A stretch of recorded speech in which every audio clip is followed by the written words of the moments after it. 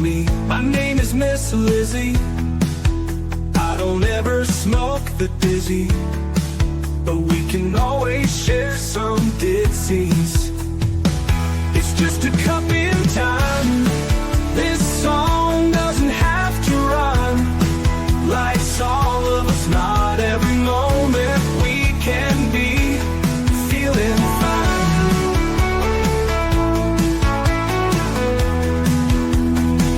I wanna share a moment, just a second if you will, maybe even a cup of thrill.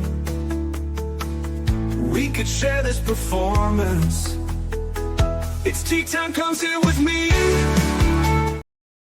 Well, welcome everybody. Miss Liz in the house. And that's right, we are here, the last episode of October 2025. But guess what? It's Miss Liz's 500th episode today. So this is really incredible that Global Sprout is here and Miss Liz has got her 500th episode out. So thank you guys for all your support and all of you tuning in for the last 6 years. This has really made a huge difference. So I want to get everybody over to Miss Liz's YouTube channel, Spotify, LinkedIn, TikTok, Facebook, all of those good platforms. Like, subscribe, follow, and get these tea times out because they do make a difference one cup of tea at a time. So let's get the disclaimer started and let's get an intro and let's get the guests in here. And today's tea is incredible. It's educating childhood experiences. That's right. We're going to be talking about Global Sprout, but that is Whitney's tea. So let me get started here with the disclaimer. Disclaimer for Miss Liz's Tea Time live show. Miss Liz's Tea Time is a global platform dedicated to sharing real life stories, diverse perspectives, and meaningful conversations that inspire awareness, healing, and connection. I'm Miss Liz is going live using StreamYard. Before leaving a comment during the live broadcast, please grant StreamYard permission to display your name at StreamYard.com. Please be advised that all the content brought forward during any Tea Time show is presented in good faith. However, discussions may include opinions, beliefs, and perspectives that do not necessarily represent the views of Miss Liz or the Tea Time platform. Information shared by guests is based on their own experiences and is perceived to be accurate at the giving time of airing. All guests, viewers, and participants are responsible for using their own judgment when considering any action or decision that may relate to these discussions. Some episodes may cover sensitive topics, including but not limited to trauma, abuse, grief, mental health, and other emotionally triggering subjects. Listeners and viewers' discretion is strongly advised. Tea Time with Miss Liz is an open discussion forum designed to offer insight, inspire awareness, and create connection. It is not a substitute for professional, medical, legal, or therapeutical advice. If you require professional support, please seek assistance from qualified professionals or trusted resources in your area.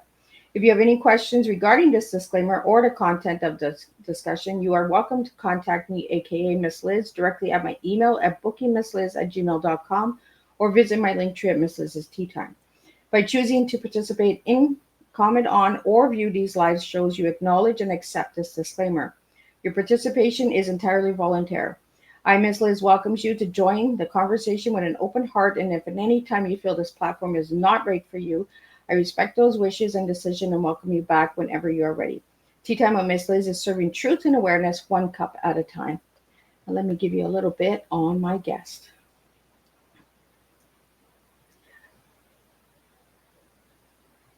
Welcome everyone to Tea Time with Miss Liz, where stories shape futures and every drop of truth grows something new. Today, a special guest joins our table to help children blossom into global thinkers and compassionate community builders. Please welcome Whitney Dueñas Richardson, founder of Global Sprouts, the monthly subscription box designed to help children explore cultures and from around the world. Each kit brings hands-on craft, recipes, stories, and languages right into their home. Whitney is nurturing young minds to see the world through curiosity, kindness, and connection. She is growing understanding one sprout at a time, showing families that learning about others builds bridges, confidence, and belonging. Grab your cup and your sense of wonder while we travel the world from this very table with Whitney today. Let me get Whitney in here. Welcome, Whitney. Hello, hello. It is a pleasure to have you here and a pleasure to have you as my 500th episode. I just think it's perfect timing that Global Sprout is here and we've been doing this for 6 years and 500 episodes. So First of all, congratulations, Miss Liz. That's amazing. Well, thank you so much, Whitney. So, Whitney, I want to take you down the little rabbit hole before we start to travel the world. Who was Whitney as a little girl and who is Whitney now? So imagine waking up one day and you're a parent of a 16-year-old daughter, and you get a phone call, and that phone call says your daughter is dying from internal bleeding. And that was my parents back in 2016. I take that back, an 18-year-old daughter. I can't do my math correctly. And that was me. I was on the table. I was driving to university, hit an overpass, 50 yards of concrete block, and flipped my car. That girl came out of that car accident with a vengeance to do something great for the world. And I was already a high achiever pre-car accident, came out of it and wanted to do something even bigger and better than the path that I was on. And that path was graduating high school at 16, graduated college at 19, opened up my first brick and mortar business at 20. Now I'm 27. I'm on numerous business ventures. If you're an entrepreneur, you know that there's 1,700 different paths you're going to take. And I look back at that little girl that grew up on the island of Guam and loved her family so much, loved the family, like familial community and all of that. And I look at my life now and I say, wow, I've grown so much to be able to provide the same experience 1,000 times better for my children. So I think that's beautiful. I love that you said that you're coming back with a vengeance. Those are the kind of people I want on Teatime, right? We come back and we fight, man. That's the stories, right? Taking the pain and turning it into a purpose. It truly does plant good golden seeds out there, and I see sprouts growing all over. I've dug deep for this Teatime because I was just like, Global Sprouts. How did that name come about for you, Whitney? Long story short, hopefully with this podcast episode and live stream, I can actually keep my long stories short. We unfortunately live in Florida on the beach. Last year, Hurricane Helene hit our home. We flooded 5.5 feet of water. My husband is 6'3", so all of his stuff, of course, is up high. All of my stuff was down low. I lost a bunch of like my family heirlooms, all of my daughter's newborn outfits, all of that. And that happened the end of September. And Global Sprouts was born November of last year, Thanksgiving night. It was very important to me. I'm CHamoru and Dutch, and I wanted to raise my daughter to know Spanish. And I had a few friends tell me, why am I teaching my daughter Spanish? That's so useless. She'll never need it. There's kindergartners that go into classrooms now and don't know English. And why would I ever teach her about the culture of the Virgin Islands? Is there even culture there? So like little things. Coming from a girl that grew up on Guam, I'm like, do you guys not know me? Like I eat, live, and breathe being Chamorro and from the island of Guam. Like, it's crazy you like have the confidence to tell me these like intrusive thoughts that you have.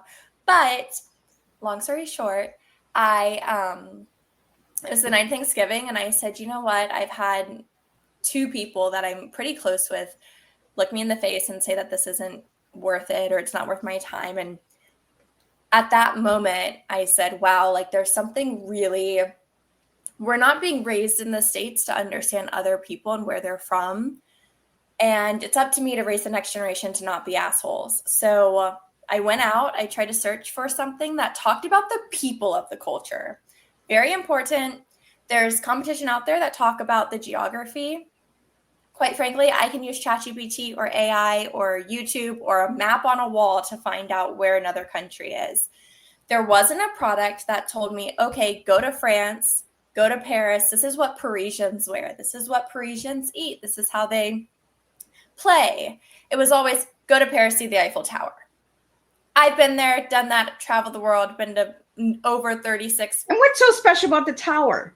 Yeah, I'm like, it's cool. Yeah, you see what else is in Paris that we could get to see besides this tower? Yeah, maybe learn some French. Like, there's so many things that you could do, and there wasn't anything out there for my daughter who was freshly 2. and me, quite frankly, to explore the culture before I travel places, because that is very important to me to understand who the people are before I travel there. So we built Global Sprouts and launched it in April of 2025. Well, I like that you use the word asshole, because you know what? We have a bunch of little assholes that are naysayers that always try to take us off course because they don't have the courage to do it themselves. Always. You know, that's what it is, Whitney. And I'm so glad that you just said, you know what? Tough on you. I'm still going to do it. Like, you know, and I think it's amazing what you're doing, because you're hitting the younger ages even before they're getting into school, like 2+ and 8+. So you're hitting that mid range, right? You're not hitting that older range where kids can read a book, and that you're getting them before they even start reading, right? So I think it's really cool what you're doing. And I love flags, because for so many seasons I put the flags of countries on, and I had viewers that were asking me, well, what country is that? Aha, we don't know our flags. Just getting to know flags in general, right? I think it's a cool part of my story is my husband is American. And when we first met, he'd only been to the Caribbean. And I remember one time I was like, we should go to Mexico City. He was like, absolutely not. It's so dangerous. I took a step back and I've been some really sketchy places that I probably shouldn't have been abroad. But I was like, it's not even safe to walk around in any of the big cities. You have to be overly cautious anywhere in the world of knowing your surroundings, not wearing the flashy jewelry, not carrying a bunch of cash on you. I don't want to get robbed here in Tampa, Florida. I definitely don't want to get robbed in Mexico. I'm not someone that's going to travel somewhere and stick out like a sore thumb. I try my best to blend in as much as possible. So now we've traveled to over, I think it's 7-8 countries internationally together. And I've seen him just flourish and understand how to kind of integrate with the local community, which I think is beautiful. And CHamoru is an Austronesian language, which I like to say it's a blend of Filipino, Japanese, or I guess Tagalog, Japanese, and some Spanish words. Sometimes the words are the same. Sometimes they mean the same thing. Sometimes they don't. But I thought it was really cool because I can see someone walking down the street and hear them and kind of pinpoint where they're like from. So that's been super helpful as I've traveled around. But even hearing my husband now, because now my daughter's growing up bilingual, him talking in Spanish, I'm like, this is the cutest thing that I've ever witnessed in my life, is like seeing someone's perspective just totally change. Just because they didn't have the resources, they weren't taught it growing up. And the reason I did 2+ is A, there was nothing put together for my kid. And B, we get the question all the time, well, my 2-year-old's not going to remember. While you think they may not remember, it will always subconsciously be taught to them in the back of their head. It's easy for them to match, pinpoint colors. And if you start incorporating other cultures at a young age, it's not for them to completely understand what happens in Venezuela. It's for them to pick up one thing out of a box of 8 different items that sticks with them forever. A good example, let's see, in Costa Rica, when we went in March, my daughter is absolutely obsessed with wooden playgrounds now.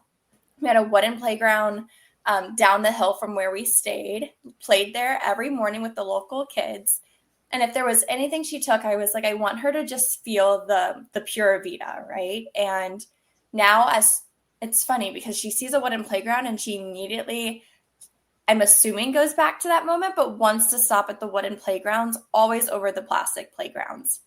And it's something that you don't realize would make such a big difference in their world, but it does. So if it's a recipe that kids like making, then that's awesome. If it's one word in another language that just sticks with them forever, that's what we're out to do, is we're out to raise them to be cautious and understanding of others, more so than, oh, I made a meal from Mexico today. Cool, move on with my day. It's like, okay, now we're incorporating it as a family. We're all learning together. And I think that's the beauty of it. And I think it's a good way of family time. And the countries that you have so far that I've seen, and you have this on your site where people can submit countries, right? So I think that's cool. So if you go to the website right now, theglobalsprouts.com, and you check out and you see that your country's not there, you can submit it to Whitney and you can get it there. But the countries that you have there is Guam, Australia, Spain, Costa Rica, Lesotho. Lesotho? I've never heard of that country, so I want to get a little bit on that one. Netherlands, Mexico, Philippines, Virgin Islands, Cyprus, and Indonesia. I've had all of these countries on Teatime except for that Lesotho. Lesotho. So this is another fun thing about Global Sprouts. So we write a book about every country, and we write the book based on my daughter traveling there. So when she gets older, we can tell her, hey, like we've traveled to these countries and we write this story based on your experiences. So it's almost like a gift to her when she gets older of, hey, you now have a book on every country you've traveled to, which, I mean, I think that would be amazing if I was gifted that from my parents. So I'm super excited for her to be like 14 and actually understand how sweet and nice that was of us to do for her. But that's a cool thing. And because Guam is a U.S. territory, when I moved to the States in 2013 from the island of Guam, I became Whit from Guam. That's how you can find me on all social media, by the way, within 30 days of landing in North Carolina. And the reason that is no one knew about the U.S. territory. No one knew who Chamorros were. Guam has 3 military bases, which blows my mind that no one in the States knew about Guam or anything like that. So I said, you know what, as we build these boxes, we should highlight countries that no one has heard of, but also bigger countries, right? Because people want to have a box for Japan because they've been there. We don't have Japan just yet, but it is on our roadmap. Australia is cool. Kids love the kangaroos and the koalas and the wallabies. So what I try to do is stagger them from more known countries to lesser known countries and cultures. And so Lesotho came about because I wanted to do South Africa. Well, I'm researching and, you know, someone, I think it was I don't remember who it was. If you're listening, just remind me if it was you, said, Whitney, let's do Lesotho. And I was like, okay, cool, let's do it. And it's this tiny kingdom in the middle of South Africa on the top of mountains. And the people are Basothian, so it's Basotho. They have Basotho blankets, Basothian dresses. And it's really cool to understand about smaller cultures. And a big part of Global Sprouts' team is we hire someone from every culture to make sure we're being culturally accurate and not appropriating. So we've met people from all over the world. We, at one point, had 12 people on our team. We've kind of scaled that down a little bit now, but we still have connections across the world so that we can provide to our listeners, our subscribers, our purchasers, our social media followers, a true authentic experience. And that's what we're using our platforms for, is to show that the beautiful part of it is kids in the Philippines play with the same exact toys that people in Indonesia play with and the Netherlands play with. And kids at 2 aren't going to put that together, but us making the box and parents can say, oh, spin tops. It's so cool to see the different versions of spin tops, but also kids all around the world play with the same type of spin tops, just a different variety of them, or they might look different or be painted differently. And I think that's beautiful too. Well, I noticed when I was looking at some of the boxes, you put the colors of the countries on the crafts and stuff as well, right? Because in those boxes, you have recipes, you have craft, you have language, you have the flags. They're really put together well. And like you said, like there's 8 items, I believe, in each box. Mm-hmm. So why the number 8? 8. We have 4 main pillars that we focus on: authenticity, hands-on, project-based learning, and being able to read something. And so out of those 4, we try to have 2 different items from each of those columns, from each of those pillars in every box. We found that 8 is the perfect amount versus 10 being too much, 6 being too little. So we kind of met in the middle. I wish there was like some underlying reason why I chose the number 8, but there's not. I actually love the number 29, but 29 would be way too many items in a box. So It would be overwhelming. that would be like a kit for the entire year. To be like, we don't need it every month. We got one for the whole year. Exactly. I like the number 8 because the number 8, it's like the infinity, right? Mm-hmm. I like it. When I was just like 8 items, that's pretty cool. I have a granddaughter who's 4, and I'm just like, oh, I know what I'm doing for Christmas. We did these subscription boxes 2 years ago for all of my kids. So we bought like adult boxes and kids boxes, and then the teen boxes. And we just gave it a trial. Like we bought the 1 month for Christmas. If they liked it, then we would get the 1 year subscription for them. If they didn't like it, well, then we wouldn't, but we tried. Some were fails and some were good. And when I seen your boxes, I was like, absolutely, this is one of the Christmas gifts that's going on Grandma's list. So my little granddaughter is going to love it because she loves learning different languages and she loves trying new things. She uses big words at the age of 4, like authentic and sophisticated. And I'm just like, where do you hear these words? So she's very big on words. So when I seen this, Whitney, and I looked into it after you reached out to me, I was just like, absolutely. We need to get this out for all the little kids. Christmas is coming. This is a perfect gift to start the new year with them, right? Yep. So I want to talk to you about, we talked about what's inside the boxes, recipes, crafts, languages. So the recipes, can they be done with no oven, or is everything like? It depends on the country. Some of them are, we use ingredients that are typically found in a household. So you don't have to go to an Asian market or order anything online. It's ingredients that can be found: flour, sugar, milk, eggs, water, things like that. In any house, some use the stove, some use the oven, some don't need any cooking. It just kind of depends on that culture. I know there was a recipe for sprinkled French toast, I believe it is. Oh, yeah. Fairy bread from Australia. See, I did my homework. I was like stuck on, I was just like, oh my goodness, like, oh, this is so fun. And I love that you're encouraging kids to cook at that age, because some kids are going to become the best chefs out there starting at a young age. If you watch cook-off shows with children, some of these kids, they amaze me on how they know the ingredients, the measurements, everything, because of programs like yours, Whitney. Like, I mean, amazing. We have some questions that have come in, so I want to get those out to you as well. And I want to get into your tea. So let's get into your tea, and then we'll get into the questions, and we'll get a little bit more, because I found out some other stuff that people might not know about. So your tea was educating childhood experiences. Why did you give me those 3 words, Whitney? Those 3 words mean, to me at least, that, or to my team, we are changing the way that children think about the world. And by utilizing the connectivity, the appreciation, understanding, we're blending all of those together, and starting from a young age, we're able to open their eyes to being a more accepting, and educating from that early age is really where it starts, because everyone has their own opinion, but a lot of that opinion is morphed based on who you hang out with, even starting from a young age. So if we're able to open up their eyes to the entire world, then we're starting to lay that groundwork of understanding other cultures, and being able to walk into a room with different accents and different colors of skin and not seeing anything different, except these are just my people and who I'm talking to today.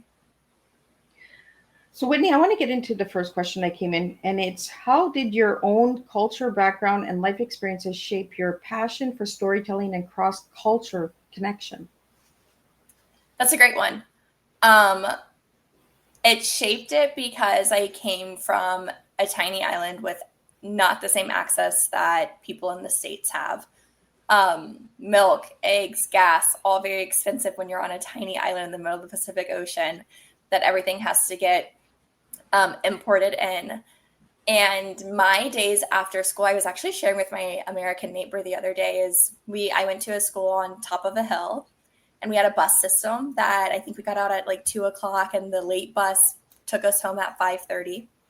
We'd teeter-totter down the hill, hang out with all of our friends that went to the all-boys Catholic school, all-girls Catholic school in like the middle of Agania Heights. And we'd do that on like Mondays. Tuesdays, we would go in the back of a tiny pickup truck and go surfing or go paddling and watch rugby games. So like my childhood was very different. My sister was 2 when we moved off island, and on her 14th birthday, she looked me down the eyes and said, "Do I get a Louis Vuitton this year?" And I was like, "I worked my hiney off to get mine." No, you don't. I didn't grow up with Lululemon or TJ Maxx's. We had a Ross and a Kmart, the largest Kmart in the world, mind you. But I didn't have access to all the materialistic things that we have in the States now. And I think that helped with understanding money and not trying to show off to your friends or your peers. And I think that like when I moved to the States, it was my senior year of high school, and that was very tough for me. I went from not having to have the expensive things to falling into the rut of, oh, everyone has Lululemon or everyone's has this nice bag. I need to have it too, when I never really quite thought like that. Quickly got out of that because my parents were like, absolutely not. You're not getting a very expensive things like that. That's crazy. So I think just my mindset, was I need to get off this island so I can become an entrepreneur and do something, just because access isn't as great as it is in the States. B, I want to create a company, sell it for a lot of money, move back home and not have to worry about anything, and give back and do charitable things. And then 3 is just understanding that I'm not comparing myself to anyone else. It all comes from within. And that's the most important part. Well, I seen this video where it says, if I won the lottery, Yeah, you would see, right? And I could see you doing big things if you won the lottery without even telling anybody you won the lottery. exactly. And that's the way it should be. It shouldn't be like, look at me, look at me.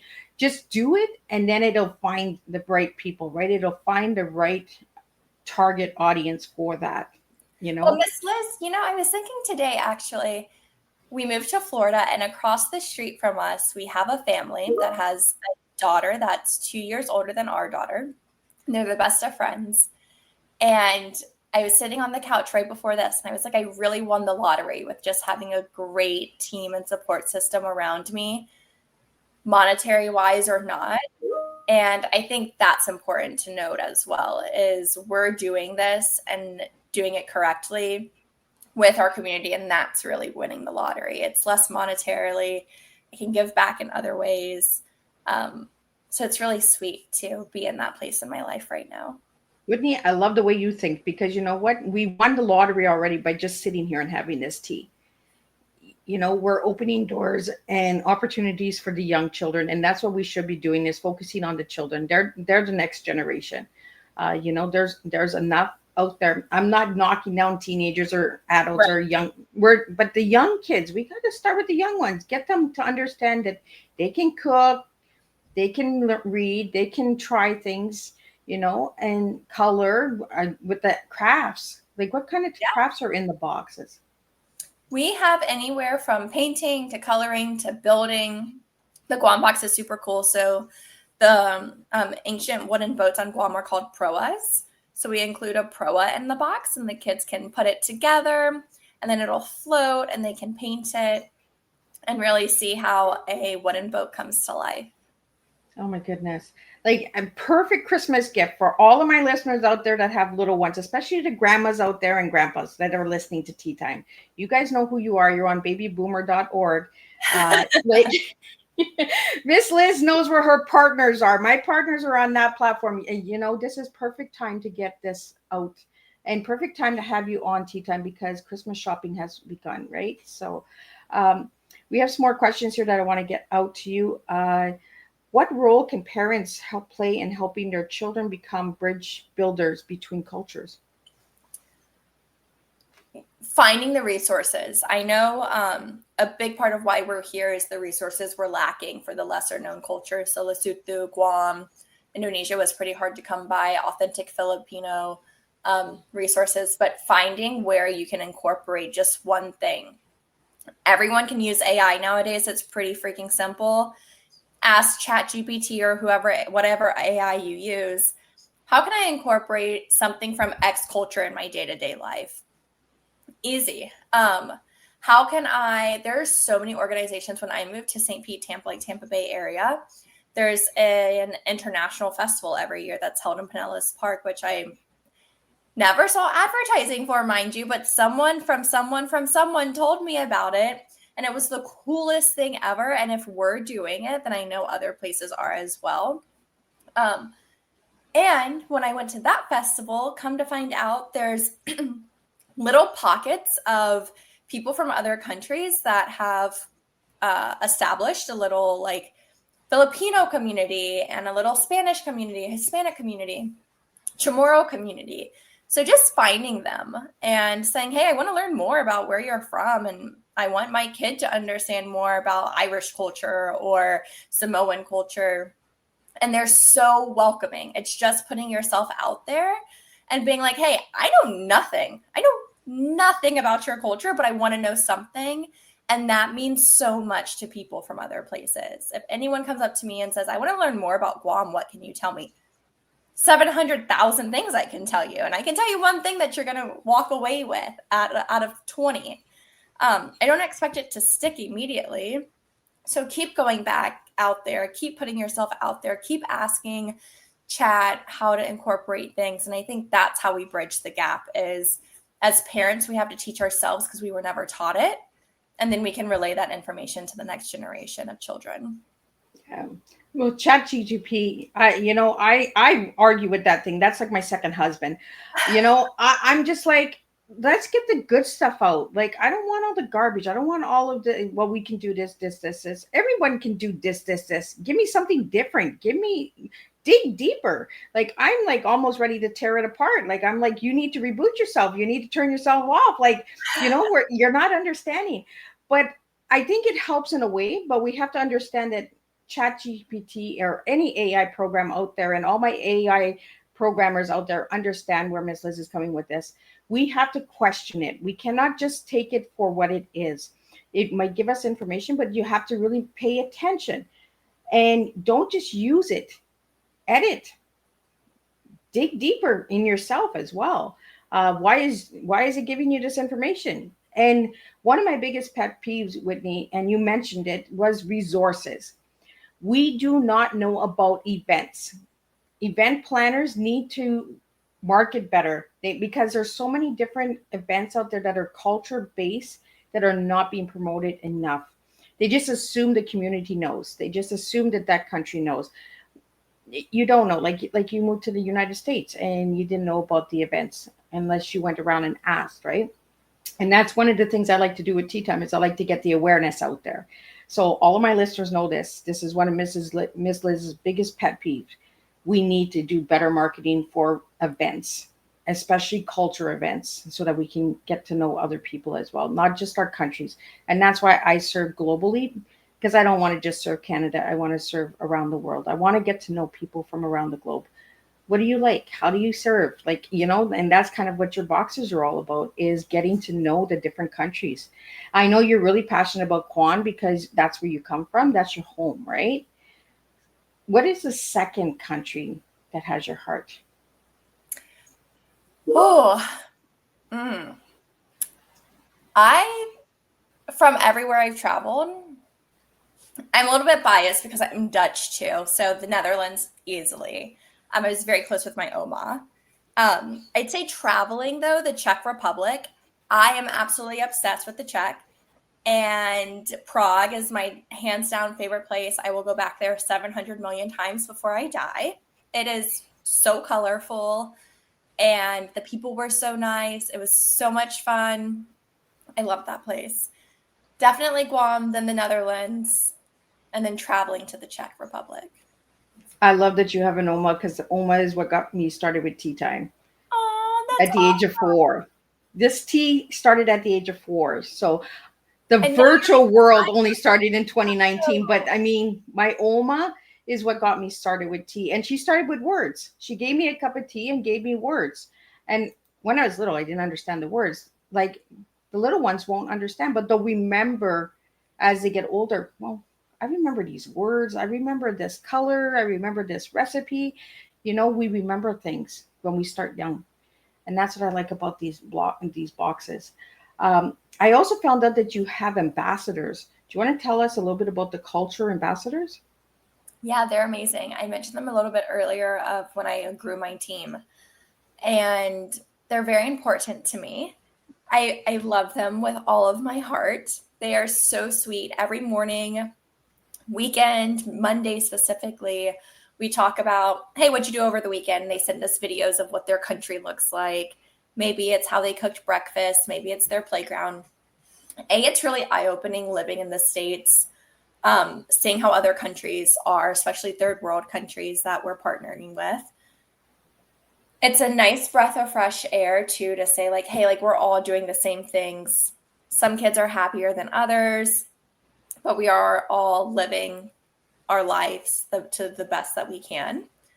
So we hire someone from every country because as we put together a box, and I'll give you an example, we don't want to add in anything that's not culturally appropriate or culturally accurate. And we don't want to add in anything that might have been when America came to their country and gave them a bunch of it.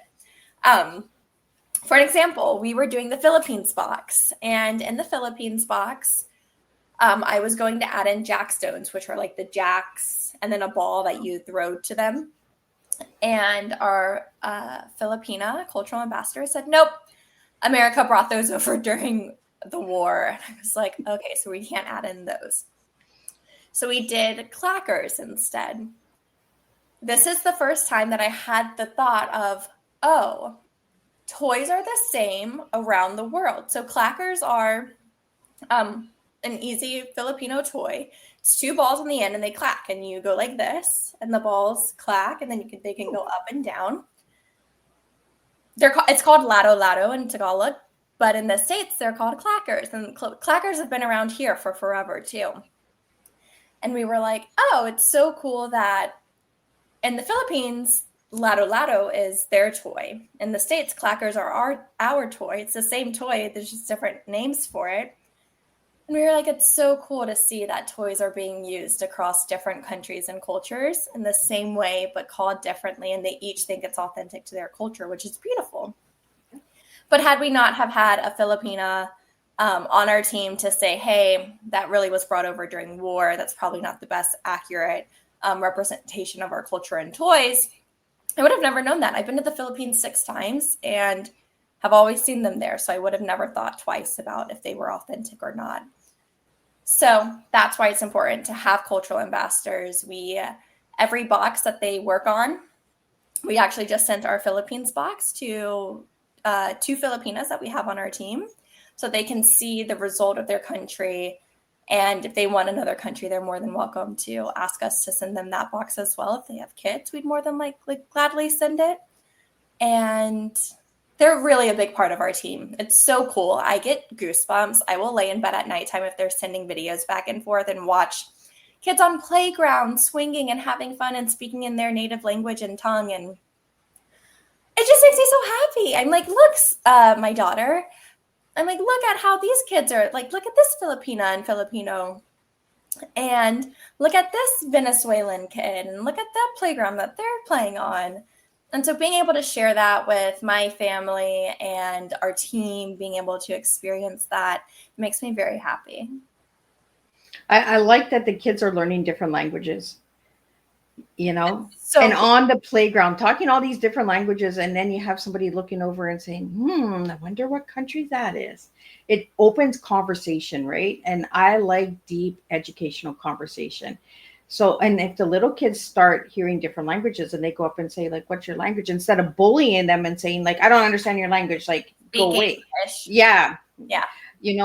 And Spanish is actually the second spoken language in the United States. So I don't understand why people are saying why learn Spanish for, I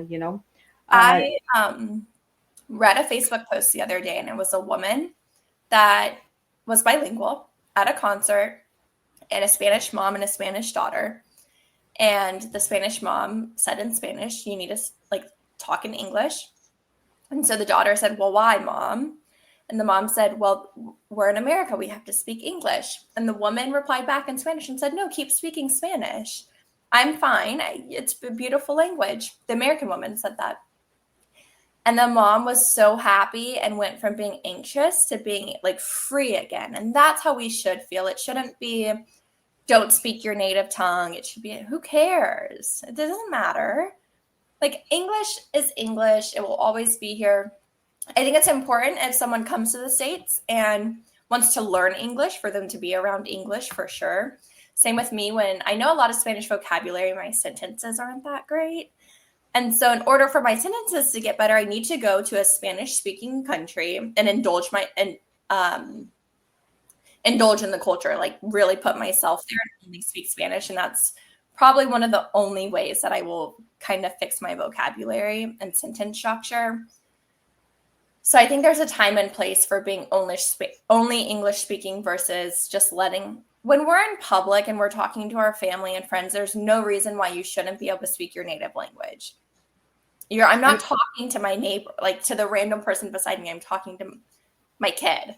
I can talk to my kid in whatever language I want to talk to my kid, and I shouldn't feel bad about it. So Absolutely. And I'm with you with that language, because I have a granddaughter that's coming and her mom is Mohawk, and I want the baby to know the Mohawk language. I want to encourage that, because their language was ripped from them, when in our country. And I don't want that. I want my granddaughter to actually know her ancestry language so that she can speak it as well. So maybe we can get Mohawk in there. that would be cool. Get some Cree, some Ouija Cree and Meetich and all of those native languages in there, Whitney. That would be awesome. And the native tongue, get that out there. I think that would open a lot of doors, and a lot of children would feel free to speak their language. Because I know here a lot of people hold back their language because they're in fear of speaking. So language, let's get that out there. Let's get some more language. How do you find the recipes for these kids? We use our cultural ambassadors. So they're really a big part of making the box. They help us choose the toys. They help us choose the recipes. Sometimes they'll come to the table with really crazy recipes, and I'm like, I don't even think I can make that. I'm not a great cook. We need to make something that's easy for kids. So we brainstorm together of different easy recipes with like maybe 6 ingredients at most. We brainstorm those together, and then a lot of our team members have kids, so they try to make it with their kid, and if their kid will make it or my daughter will make it, then we use it. I think it's cool. And there's a lot of free resources when people go to the website. Whitney, if you just want to spell out the website for my audio listeners out there, I like to shoot it in the middle so that people watch the tea time in the middle of the show. They don't just skip to the first and the end. I like to put it in the middle so people can, where's that website? How do we get there? So Yeah. Whitney, if you could spell out the website for my listeners. Yeah, so our website is www.globalsprouts, sprouts.com. We have a bunch of free resources. We have recipes, printables, parents' guides so that you can learn about the culture and then the kid. And on all of our social medias, we're Global Sprouts, and you can find videos of every country we've released so far, how they eat, cook, clean, and play. So it's a bunch of really cool resources to see how kids get to school, what their playgrounds look like, what their friends look like. And we use that platform to spread the word. So Whitney, I want to get into bringing it to the classrooms and homeschooling, speaking workshops, all of that good stuff. Let's get into that now.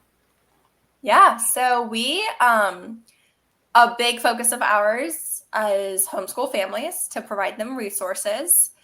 Not necessarily a curriculum, but something that can enhance their learning via books, guides, workbooks, all of that. I do speaking events all across the country. We're in, I believe it's like 72 preschools. So we're able to send school kits, send boxes to homeschool learning pods, co-ops, all of that. And then I do keynote speaking events across the country to raise awareness, tell my story, and allow people to find a new way of learning, which is hands-on, project-based learning. And I want to kind of talk really fast on what you mentioned earlier about you have to do more research when you use AI. And one of my keynote speaking events topics is kids now will never know a world without AI. They won't have to dig deep that often. More than likely, they're just going to rely on AI to give them the most accurate information. And then it's up to the parents to teach kids to do better and be better.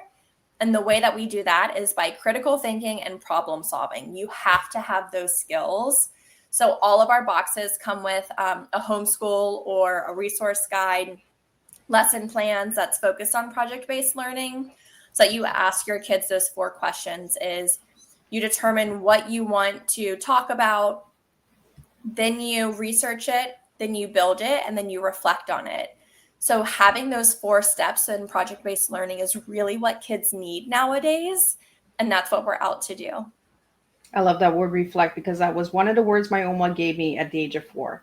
That's awesome. You know, we need to learn to reflect. I don't feel that the children are being learned how to reflect on things and problem solving. You know, we're a lot of enablers. Like a lot of parents are enabling their children. Oh, well, you don't need to learn that. We'll get to that later. Or they throw a device at them. Where I like your boxes, they're hands-on. There's no device involved. It's educational. And that's what we need, is the hands-on, right? Problem solving, 100%, you know. AI can't take us over, guys, if we use our heads. You know, keep problem solving. There's a solution for everything out there. Whitney, a question that just came in is, how can storytelling be a healing tool, not only for children, but for adults as well?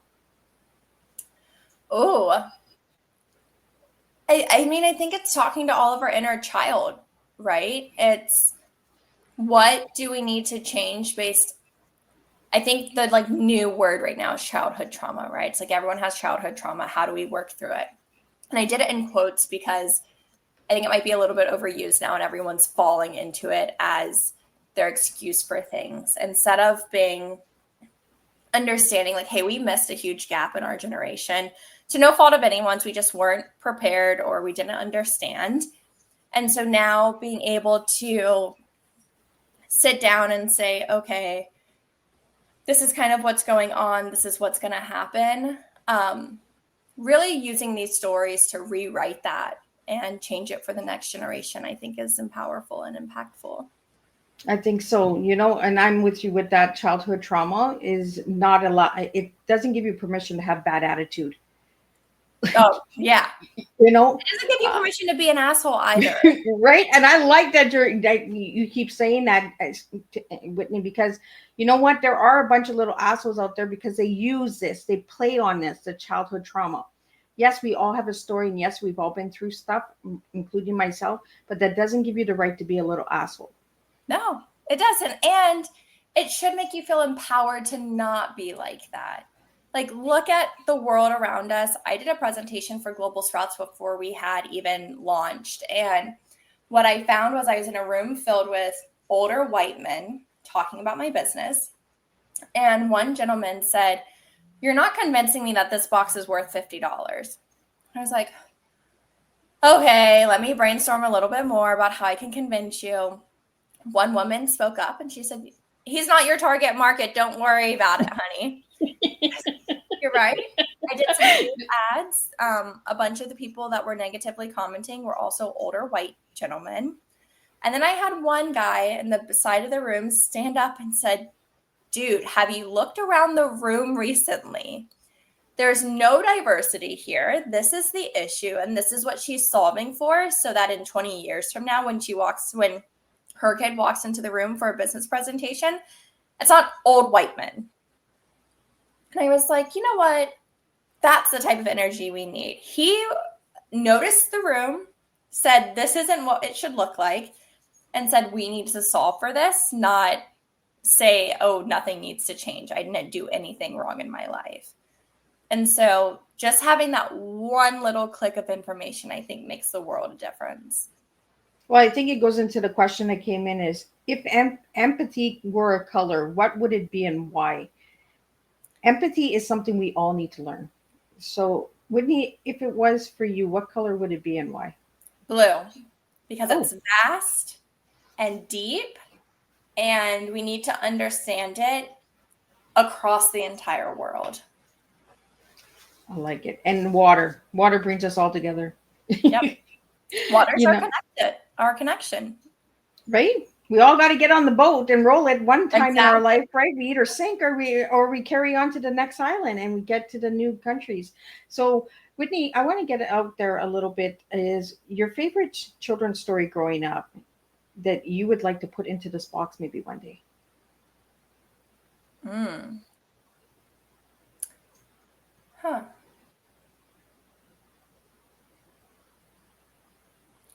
I really like Goodnight Guam. That's a good one. And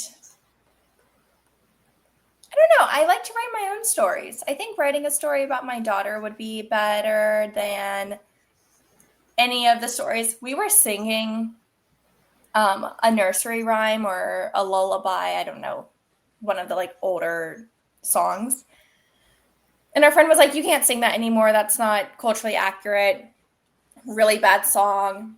And I was like, "Okay, I won't do that." And then I'm like, the more I research the songs, I'm like, I grew up singing these, and now I'm trying to raise my kids singing these, and like I can't, we can't sing them anymore. So now I'm up this creek of like, what do I do? And my mom sung to my little sister, "I'm a little fishy swimming in the water, hugs and kisses all day long." And then she'd like, "I'm a little cutie, just like my booty." And so like now I'm singing that like rhyme to my daughter because I know that that one is fine because my mom made it up.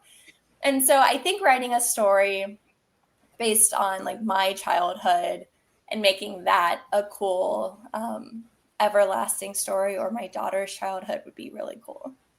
Whitney, when you were little, did you hope there would be boxes like this out there for you? I didn't. I didn't.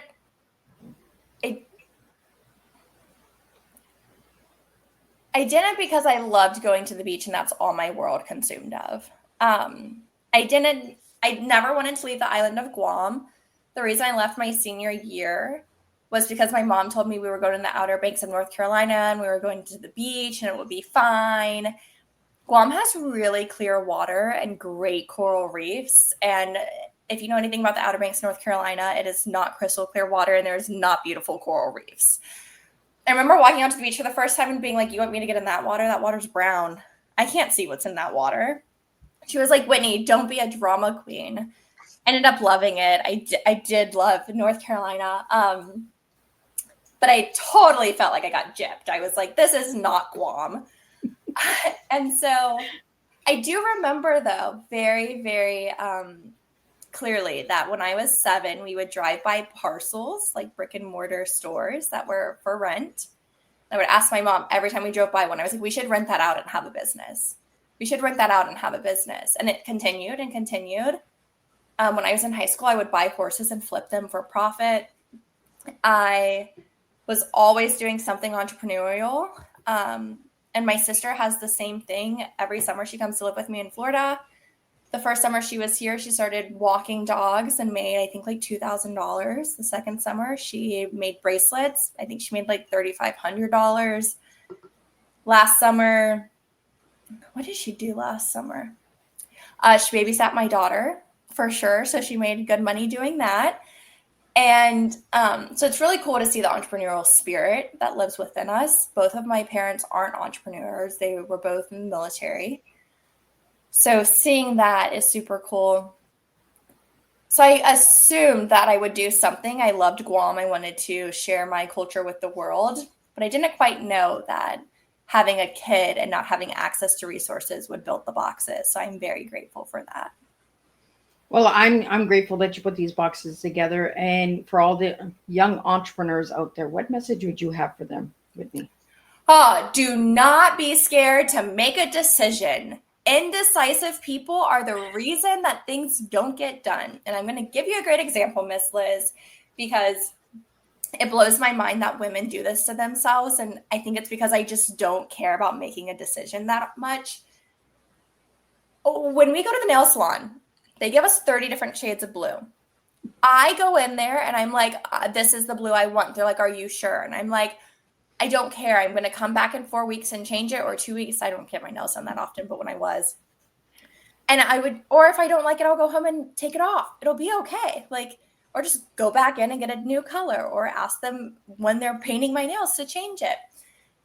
But so often people sit there for 30 minutes trying to pick out a shade of blue. It's really not that big of a deal. Same with any decision in life.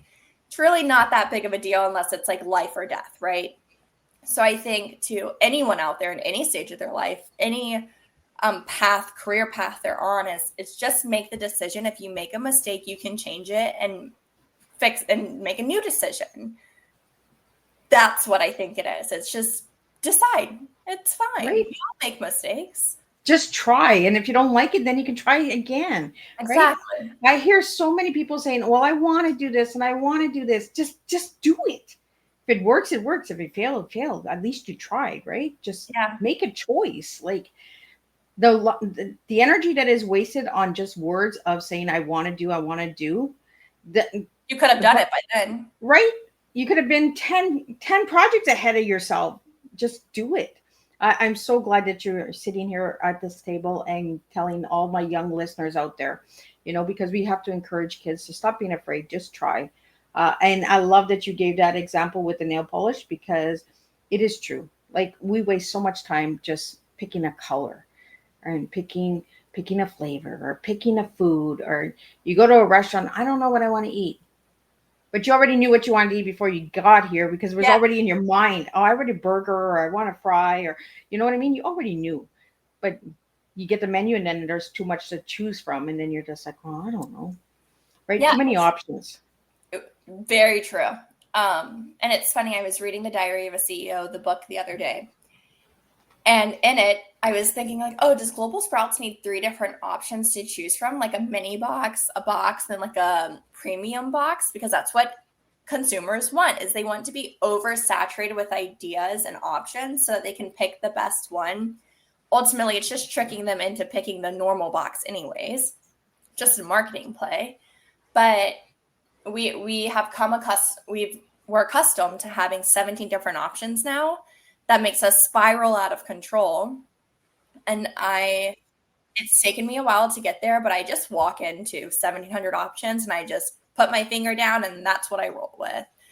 And then I like it or I don't like it. And if I don't like it, I change it. And I'm like, that's the beauty of freedom, is not holding yourself down to make that decision, or, oh my God, I made a mistake. Why did I do that? It's okay.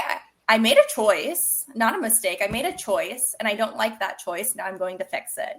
It's not, oh, I made a mistake and I beat myself up. It's getting out of that mindset and turning it into, oh, I made a choice. I made a great choice at that moment in time. I thought that was the best choice. Yay, now I get to make another great choice. And I think that mindset is really the shift we all need. And Whitney, we have one question here. One sentence you want every parent to tell their child each day. I love you and I'm so proud of you. We need more of that. Absolutely. So you're fighting. Absolutely, right? We need those words out there, not just when they accomplish something, just come up to them and say, hey, I'm proud of you. And then I do that to my kids, and they're grown. They're in their 30s and they're like, Mom, what did I do? I'm just proud of you. Like, proud that you did this today, or proud that you tried that. Whitney, what is your final message to all the listeners out there? And again, get your website out there, and then we'll wrap it up. Yeah, I'm proud of all of you listeners. I'm proud of you taking an hour of your day to hear someone else's story and carving out that hour of you time, which I think is so important for all of us to do, to grow and shift that mindset change. So you can find me at Whit from Guam on social media, or Global Sprouts. And my website is globalsprouts.com. Well, thank you so much. It was truly a pleasure to sit with you today and to have you as my 500th episode. We're planting sprouts together and we're making a difference. So keep doing what you're doing, Whitney, and thank you for today. I'm just going to wrap up with a closing summary of what we talked about, and then we're going to wrap it up, and Miss Liz will be back with November's guest next week. What a beautiful journey around the globe we shared today.